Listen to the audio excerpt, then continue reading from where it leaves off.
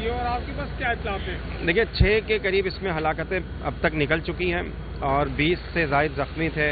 6 में जो एक हलाकत जो है वो फायर ब्रिगेड का एक अमला है वो भी शहीद हुआ है इसमें, और 55 से ज़ायद जो है ना लोग मिसिंग हैं, जो है जिनके लोग वर्षा इनको तलाश कर रहे हैं।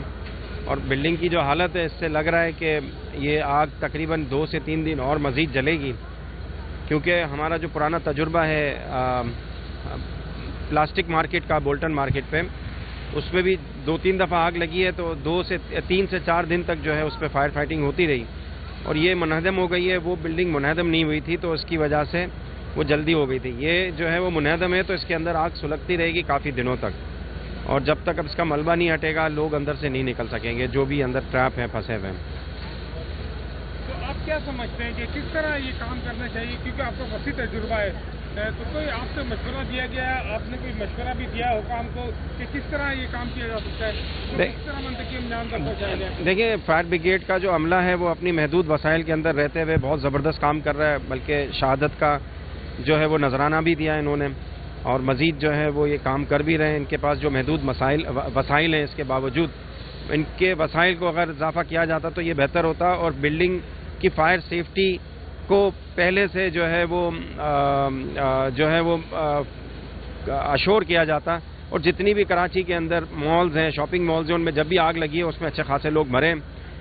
फायर सेफ्टी को सब नज़रअंदाज करते हैं, रास्ते बंद कर देते हैं, ग्रिलें लगा देते हैं।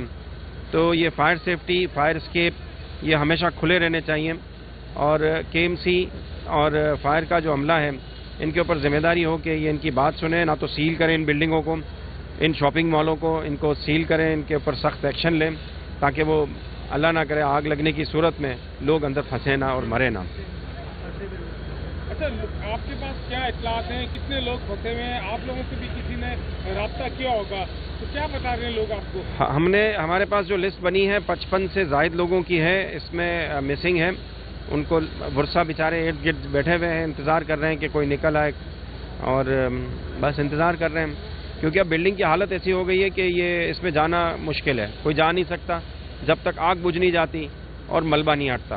अच्छा, जो 20 लोग आप लोगों ने यहाँ से निकाले थे उनकी क्या कंडीशन है, वो किस तरह? वो जुज़वी जले हैं, कुछ ज़ख्मी हुए हैं, भगदड़ में फंसे हैं, गिरे हैं, गिरे भी हैं, लोगों ने जंपे मारी हैं, तो उसमें भी जो फ्रैक्चर्स हुए हैं, बर्न्स में हैं, तो मुख्तलिफ जगहों पे इनको हमने शिफ्ट किया। बहुत सारे लोग यहाँ पर मौजूद हैं, उनको कोई मशवरा देंगे कि वो यहाँ से थोड़ा सा दूर हो जाए? हाँ, इंतज़ामिया के साथ, पुलिस के साथ, इंतज़ामिया के साथ, रेंजर्स के साथ ताउन करें। लोग जमा होने से कोई काम जल्दी नहीं हो जाता और रुकावटें पैदा होती हैं फायर ब्रिगेड को आने जाने में, लाइनें बिछाने में और काम करने में। तो लोगों से अपील है कि दूर हो जाएं, फासला रखें। ठीक है, थैंक यू।